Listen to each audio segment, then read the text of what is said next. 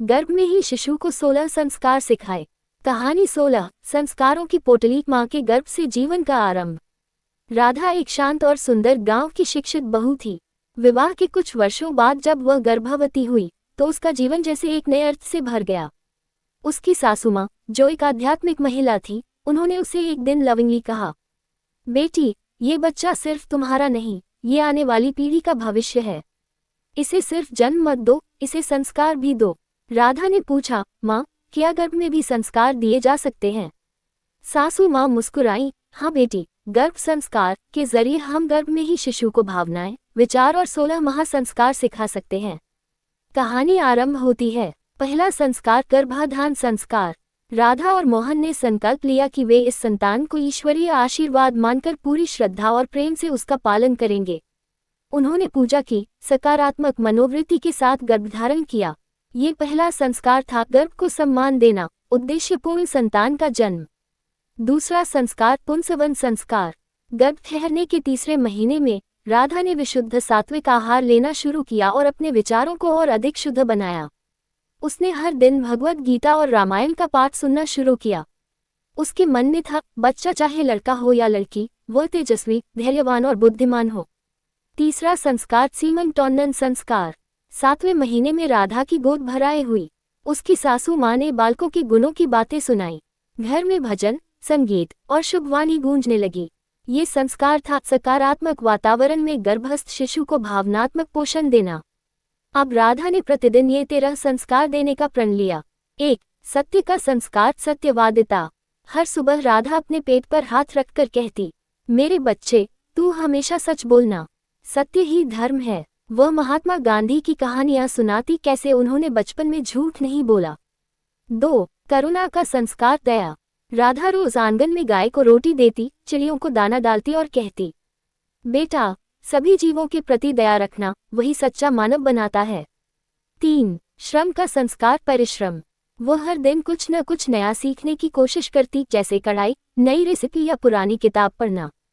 वह गर्भस्थ शिशु से कहती, मेरे बच्चे, कभी भी आलसी मत बनना, मेहनत ही सफलता की चाबी है। 4. आत्मनियंत्रण का संस्कार संयम।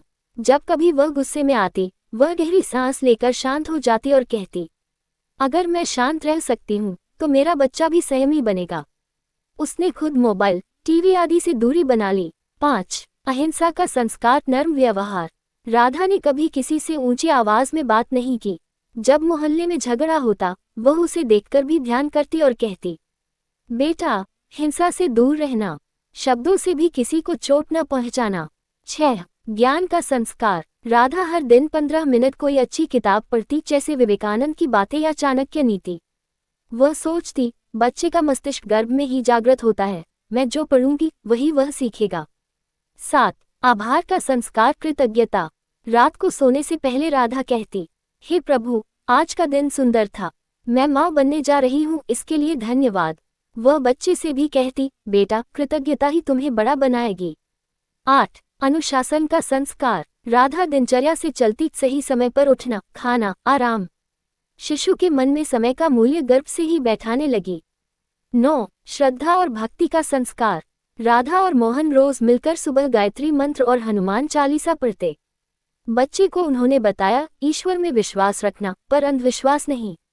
10. सहनशीलता का संस्कार। गर्भावस्था में शरीर में दर्द होता, बेचैनी होती, पर राधा मुस्कुराती और बच्चे से कहती, तू बड़ा बनेगा तो जीवन में दुख आएंगे, पर तू उनसे डरना मत, सहनशील बनना। 11. आत्मबल का संस्कार। राधा ने हर दिन आईने में खुद को देखा और कहा, मैं शक्तिशाली हूँ, मैं माँ बनने जा रही हूँ।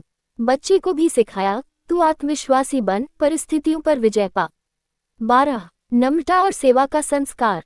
वह नौकरानी से भी विनम्रता से बात करती, हर किसी को आदर देती और कहती, बेटा, कभी किसी को नीचा मत समझना, नम्रता ही महानता है। 13. प्रकृति प्रेम का संस्कार। राधा हर सुबह पेड़ पौधों को पानी देती, बच्चे को कहती, बेटा, धरती माँ है, पेड़ लगाना, जल बचाना और प्रकृति की रक्षा करना। 14. आत्मनिरीक्षण का संस्कार। रात को राधा ध्यान करती और खुद से सवाल पूछती, क्या मैंने आज अच्छा सोचा, क्या मैंने गलत किया। शिशु को उसने यही सिखाया, तू भी खुद को जानना सीखना।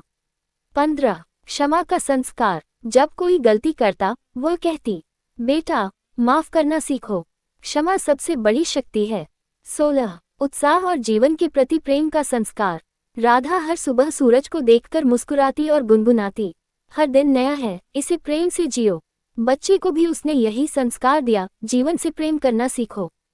चेरी ब्लॉसम संवेदनात्मक समापन। 9वें महीने की वह रात, गर्भ के 9 महीने पूरे हो चुके थे। राधा का प्रसव निकट था। उस रात वह बहुत भावुक थी। उसने पेट पर हाथ रखा और कहा, बेटा, तू जन्म लेने वाला है। मैंने तुझे हर दिन प्रेम, ज्ञान और संस्कारों की पोटली दी है। तू इन्हें अपने जीवन में उतारना।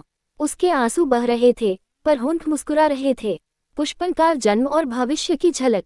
जब बच्चा पैदा हुआ, तो उसका नाम रखा गया संस्कृति। वह एक तेजस्वी, शांत और विचारशील बालक बना। स्कूल में उसे संस्कारों वाला बालक कहा जाने लगा। राधा को गर्व था कि गर्भ संस्कार ने उसके बेटे को सिर्फ शरीर ही नहीं, आत्मा से भी सुंदर बना दिया। निष्कर्ष, ये कहानी हमें सिखाती है कि माँ सिर्फ जीवन नहीं देती, वह आत्मा को आकार देती है। गर्भ के 9 महीने वो समय है जब हम शिशु को 16 संस्कार सिखा सकते हैं, जो जीवन भर उसके चरित्र, व्यवहार और दृष्टिकोण को दिशा देंगे।